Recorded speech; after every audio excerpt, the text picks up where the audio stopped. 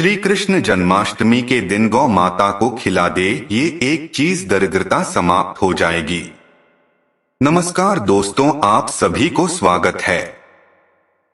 दोस्तों, हर साल भाद्रपद माह के कृष्ण पक्ष की अष्टमी पर कृष्ण जन्माष्टमी की मनाई जाती है। द्वापर युग में भगवान श्री कृष्ण का इसी दिन जन्म हुआ था। श्रीमद् भागवत पुराण के अनुसार श्री कृष्ण का जन्माष्टमी तिथि रोहिणी नक्षत्र, वृषभ राशि, रोहिणी नक्षत्र और बुधवार के दिन हुआ था। इस साल जन्माष्टमी बहुत खास है क्योंकि इस बार श्री कृष्ण का जन्म बुधवार को ही मनाया जाएगा। इस वर्ष भाद्रपद श्री कृष्ण जन्माष्टमी की शुरुआत है 6 सितंबर को दोपहर 3:37 पर होगी और अष्टमी की समाप्ति 7 सितंबर शाम 4:14 पर होगी। इस दौरान श्री कृष्ण का जन्मोत्सव मनाया जाएगा। श्री कृष्णा पूजा का शुभ मुहूर्त 6 सितंबर को रात्रि 11:57 से 7 सितंबर सुबह 12:42 तक रहेगा। दोस्तों, भगवान श्री कृष्ण को गौ माता से अत्यधिक लगा था, इसीलिए जन्माष्टमी के दिन गौ माता की सेवा जरूर करनी चाहिए और गौ माता को कुछ चीज अवश्य खिलानी चाहिए। खासकर यह एक चीज उस दिन अवश्य खिलाएं। इससे आपके जीवन से दरिद्रता समाप्त हो जाएगी। दोस्तों, हमारे प्राचीन धर्म ग्रंथों में गाय को एक अत्यंत महत्वपूर्ण और पवित्र पशु माना जाता है। शास्त्रों में गाय को माता कहा गया है और समस्त देवी देवता इनका पूजन करते हैं। गौ माता के शरीर में 33 कोटि देवी देवताओं का निवास होता है। गाय एक निर्मल, शांत, निष्पाप, पवित्र जीव है। ऋग्वेद में इसे संसार का पालन पोषण करने वाली कामधेनु माता कहा गया है। इसके दर्शन मात्र से मनुष्य के हजारों पाप नष्ट हो जाते हैं। इसीलिए कभी इस निष्पाप गौ माता पर अत्याचार नहीं करना चाहिए। गाय को कभी मारना नहीं चाहिए और उन्हें कभी कष्ट नहीं देना चाहिए। गाय को मारना शास्त्रों में सबसे बड़ा पाप माना गया है। दोस्तों, भगवान श्री कृष्ण को गायों से विशेष लगाव था। उन्हें गाय अत्यधिक प्रिय थी। श्री कृष्ण के अनुसार गौ माता की सेवा करना सबसे बड़ा धर्म है। इससे बड़ा पुण्य का कार्य संसार में दूसरा कोई नहीं। कलयुग की भविष्यवाणी करते हुए भगवान श्री कृष्ण कहते हैं, कलयुग में जब धर्म लोप हो जाएगा तब मनुष्य गाय की सेवा नहीं करेंगे। मनुष्य केवल दूध के लिए गाय को पलेगा। दूध के लिए वह गाय को बहुत कष्ट देगा। इसके परिणाम स्वरूप कलयुग में पाप और धर्म चरम पर होगा।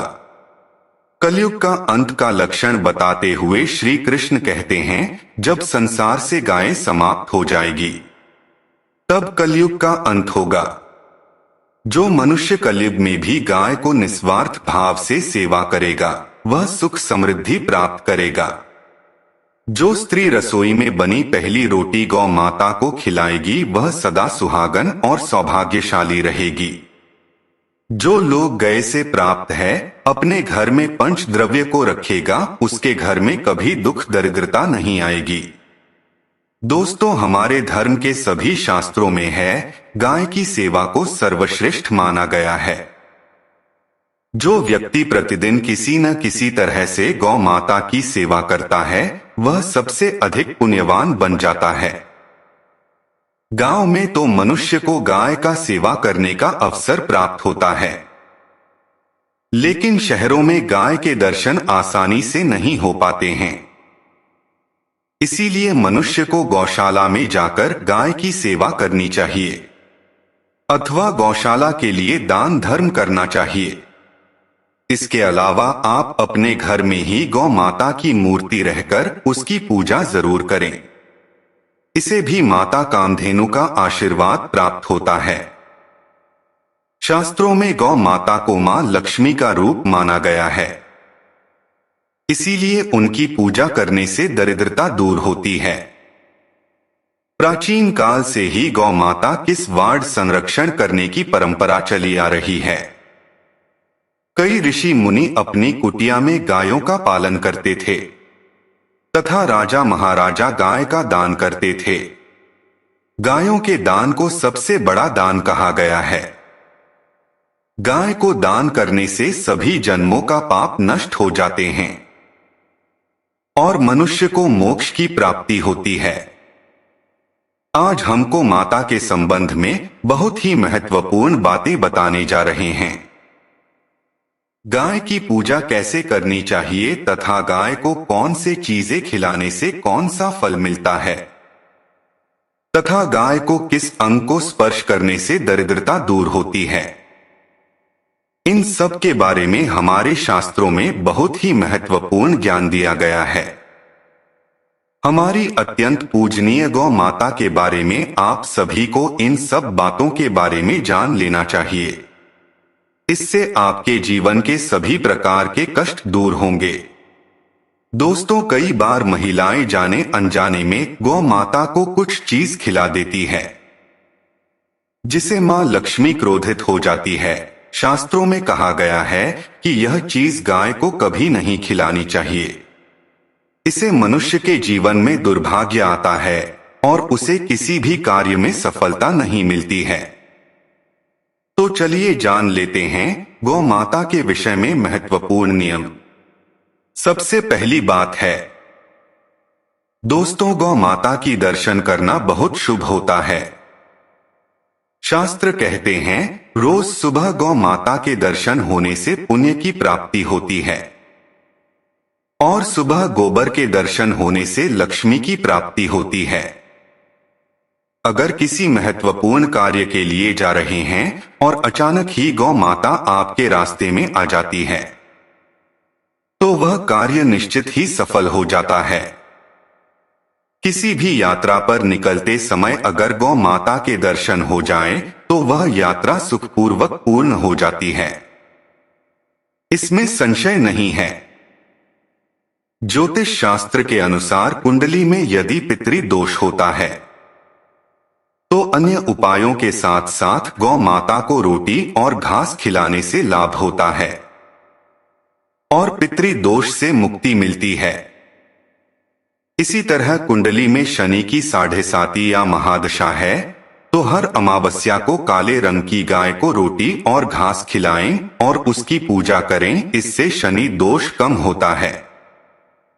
गोमूत्र यानी कि गाय का मूत्र बहुत ही उपयोगी, पवित्र और स्वास्थ्य की दृष्टि से अत्यंत ही हितकारी होता है। आध्यात्मिक दृष्टि से तो गोमूत्र का महत्व है ही, साथ ही वैज्ञानिक और स्वास्थ्य की दृष्टि से भी गोमूत्र के बहुत से लाभ बताए गए हैं। गोमूत्र में बहुत से खनिज पदार्थ और स्वास्थ्यवर्धक तत्व होते हैं जो हमारे शरीर को शुद्ध करते हैं और बहुत से रोगों से बचाते हैं। साथ ही गोमूत्र छिड़कने से वातावरण में शुद्धता और पवित्रता प्राप्त हो जाती है। इसीलिए हमारे शास्त्रों में शरीर को निरोगी रखने के लिए प्रतिदिन गोमूत्र का सेवन तथा घर में गोमूत्र छिड़कने के लिए कहा गया है। कुंडली में शुक्र ग्रह को मजबूत करने के लिए ज्योतिष शास्त्र के अनुसार सुबह की भोजन की सबसे पहली रोटी निकालकर एक सफेद गाय को खिलाना शुभ माना जाता है। अगर आपकी कुंडली में बुध ग्रह कमजोर है या आपको किसी कारण दुष्प्रभाव झेलने पड़ रहे हैं तो हर बुधवार के दिन गाय को हरा चारा खिलाना शुरू कर दें। इससे बुध से जुड़े दुष्प्रभाव दूर होंगे और आपको तमाम समस्याओं का हल मिल जाएगा। अगर कुंडली में मंगल दोष है जिसके कारण आपके जीवन में कई प्रकार की परेशानियां हैं तो लाल रंग की गाय की सेवा करें। मंगलवार के दिन गाय की पूजन करें और उसे गुड़ और चने खिलाएं। बृहस्पति ग्रह को जीवन के सभी मांगलिक कार्यों का कारक माना जाता है। ऐसे में कोई व्यक्ति के जीवन में विवाह आदि मांगलिक कार्यों में विघ्न निर्माण हो रहे हैं उन लोगों की कुंडली में बृहस्पति ग्रह को मजबूत करने के लिए रोटी पर गुड़ और चने रखकर गाय को खिला देना चाहिए। इससे आपको शुभ परिणाम प्राप्त होते हैं। अगर घर में अशांति है, लड़ाई झगड़े होते रहते हैं, तो घर में सुख शांति बनाए रखने के लिए घर के अंदर गैस से बने उपले को जलाना चाहिए और उसका धुआं संपूर्ण घर में फैलाना चाहिए। इससे घर की नकारात्मक ऊर्जा नष्ट होती है और सकारात्मक ऊर्जा में वृद्धि होती है। गाय को दूध, दही, घी, गोमूत्र और गोबर के मिश्रण को पंचगव्य कहते हैं। पंचगव्य को पाप नाश कहा जाता है और हिंदुओं की एक विधि प्रायश्चित करने में इसका उपयोग किया जाता है। पंचगव्य को बनाने वाली सभी वस्तुएं उपयोगी होती है, जो स्वास्थ्य के लिए लाभदायक तो है ही, साथ ही औषधि गुण से भरपूर है। दोस्तों, अगर आपके द्वार पर गौ माता आती है तो उसे बिना रोटी खिलाई जाने मत देना, नहीं तो आपको दुर्भाग्य का सामना करना पड़ेगा। क्योंकि जिसके द्वारा से गौ माता बिना कुछ प्राप्त किए हैं लौट जाती है, उसके घर से लक्ष्मी भी चली जाती है। प्रत्येक स्त्री को प्रतिदिन गाय के लिए एक रोटी बनानी चाहिए और प्रेम से गौ माता को खिलानी चाहिए। इससे गौ माता का आशीर्वाद प्राप्त होता है और मन की इच्छाएं पूर्ण होती है। कुछ लोग गौ माता को बासी भोजन अथवा जूठन खिला देते हैं। इसे शास्त्रों में पाप माना गया है। आप किसी अन्य पशु को खिला सकते हैं, लेकिन गाय को कभी जूठन नहीं खिलाना चाहिए। भूख लगने के कारण गौ माता उसे अनु को ग्रहण तो कर लेती है, लेकिन इसका पाप उसे व्यक्ति को लगता है जो गौ माता को ऐसा बासी भोजन खिलाता है। गाय एक शाकाहारी और पवित्र पशु है, इसीलिए गाय के भोजन में कभी मांस, अंडे आदि चीजें नहीं डालनी चाहिए। ऐसा करने से महापाप लगता है। यदि आपकी कुंडली में चंद्र दोष है और जिसके कारण आपको परेशानी उठानी पड़ती है, तो आप एक उपाय जरूर करें। आप रोटी पर सफेद मक्खन, नमक, घी आदि लगाकर गौ माता को खिला दे। यदि शनि दोष है तो आटे में थोड़े काले तिल मिलाकर रोटी बनाकर गौ माता को खिला दें। इससे शनि दोष समाप्त होता है। मंगल दोष को दूर करने के लिए रोटी पर हल्दी लगाकर गाय को खिलाना चाहिए। अगर घर में धन की समस्या है तो गुरुवार के दिन गाय को केले का फल खिलाना चाहिए। इससे दरिद्रता दूर होती है। दोस्तों, गौ माता के पीठ पर एक उभरा हुआ कुबड़ होता है। उस कुबड़ में सूर्य केतु नाड़ी होती है।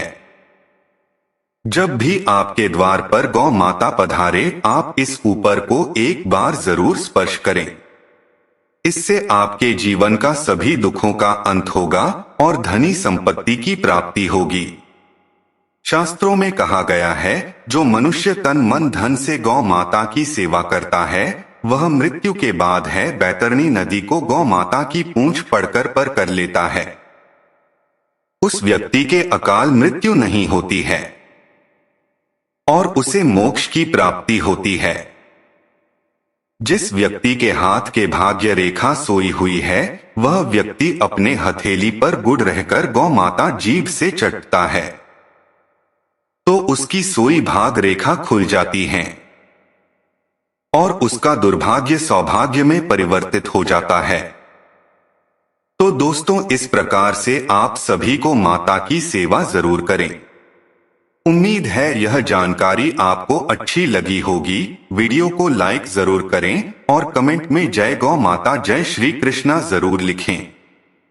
साथ ही चैनल को सब्सक्राइब करें। आप सभी का धन्यवाद।